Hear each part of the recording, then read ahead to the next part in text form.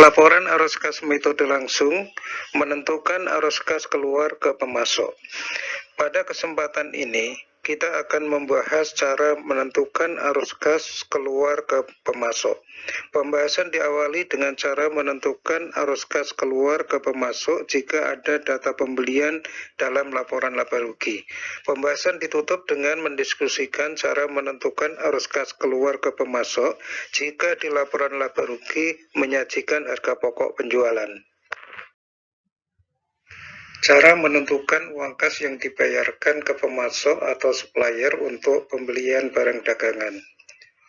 Dalam rangka menentukan uang kas keluar untuk membeli barang dagangan, kita menggunakan data persediaan, pembelian, atau harga pokok penjualan, serta saldo hutang dagang.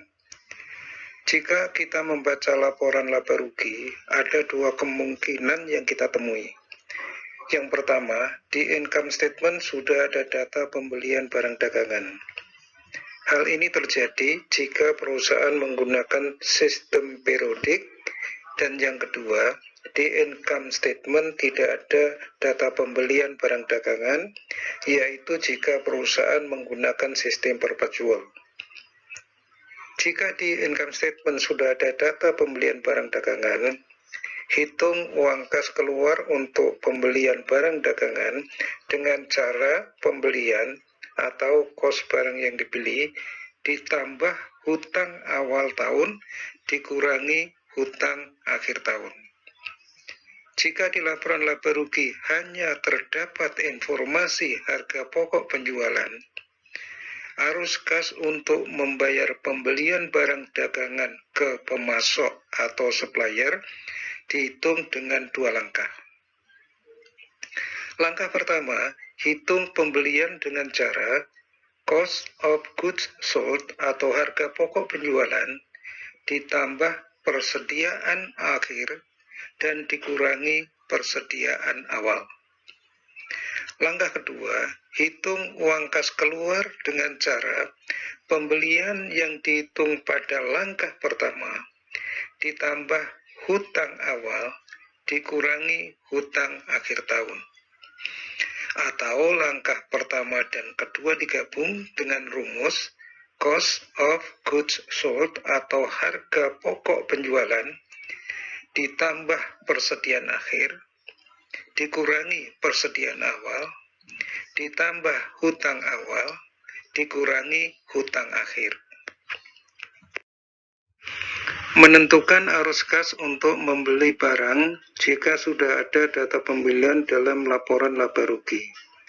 Adanya perbedaan saldo hutang dagang awal dengan akhir tahun menunjukkan jumlah pembelian tidak sama dengan arus kas keluar untuk membayar hutang. Misalkan diberikan data laporan posisi keuangan per 31 Desember 2018, laporan laba rugi tahun 2019, serta laporan posisi keuangan per 31 Desember 2019 sebagai berikut.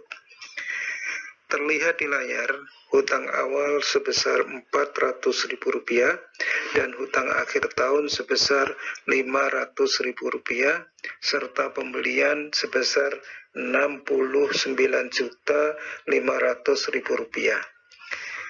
Ada dua cara untuk menentukan uang kas keluar untuk membeli barang, yaitu cara pertama, arus kas keluar untuk pembelian barang dihitung dengan cara pembelian sebesar Rp69.500.000 ditambah hutang awal sebesar Rp400.000 dan dikurangi hutang akhir sebesar Rp500.000, hasilnya sama dengan Rp69.400.000.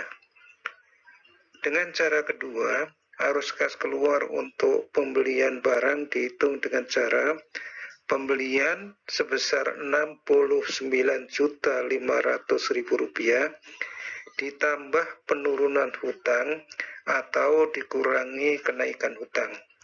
Karena hutang naik saldonya, maka arus kas keluar untuk membeli barang dihitung dengan cara pembelian sebesar Rp69.500.000 dikurangi kenaikan hutang sebesar Rp100.000 sama dengan Rp69.400.000. Menentukan arus kas keluar ke pemasok jika hanya ada data cost of goods sold. Jika di laporan laba rugi hanya tersedia informasi cost of goods sold, cara menyesuaikan cost of goods sold untuk menghasilkan jumlah arus kas keluar untuk pembelian persediaan dapat dilakukan dengan dua cara. Cara yang pertama dengan rumus cost of goods sold ditambah persediaan akhir dikurangi dengan persediaan awal ditambah hutang awal dikurangi hutang akhir.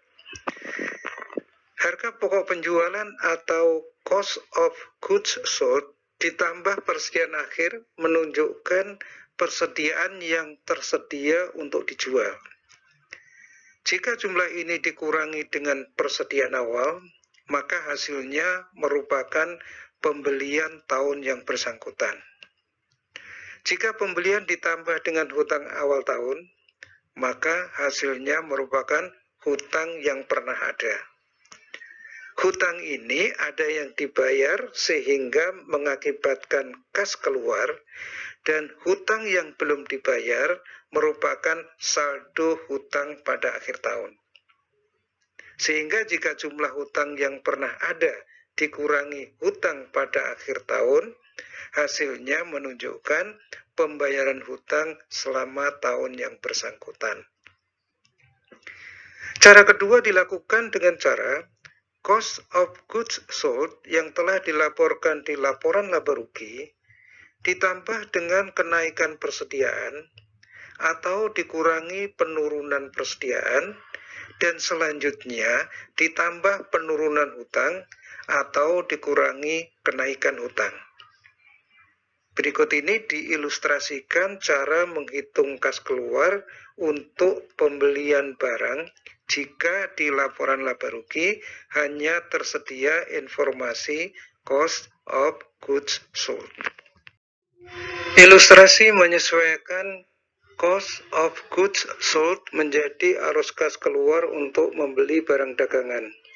Misalkan laporan posisi keuangan PT ABC pada akhir tahun 2018, income statement untuk tahun 2019, serta laporan posisi keuangan pada akhir tahun 2019 tampak sebagai berikut. Uang keluar untuk membeli barang dagangan dapat dihitung dengan cara pertama, yaitu harga pokok penjualan yang dilaporkan di laporan laba rugi sebesar Rp70 juta ditambah dengan persediaan barang dagangan akhir tahun sebesar Rp200.000, kemudian dikurangi persediaan barang dagangan awal tahun sebesar Rp700.000, kemudian ditambah hutang awal tahun sebesar Rp400.000 dan dikurangi dengan hutang dagang akhir tahun sebesar Rp500.000. Uang kas untuk membeli barang dagangan adalah Rp69.400.000. Selanjutnya, jumlah ini dilaporkan di laporan arus kas sebagai arus kas keluar ke pemasok. Jika digunakan cara kedua, arus kas keluar ke pemasok dihitung dengan cara harga pokok penjualan yang dilaporkan di laporan laba rugi sebesar Rp70 juta dikurangi dengan penurunan persediaan sebesar Rp500.000 dan selanjutnya dikurangi lagi dengan kenaikan hutang dagang sebesar Rp100.000. Penurunan persediaan menunjukkan harga pokok penjualan lebih besar daripada pembelian, dan kenaikan saldo hutang dagang mengindikasikan pembelian lebih besar daripada uang kas yang dibayarkan ke pemasok. Dengan kedua cara, arus kas keluar ke pemasok sama, yaitu Rp69.400.000.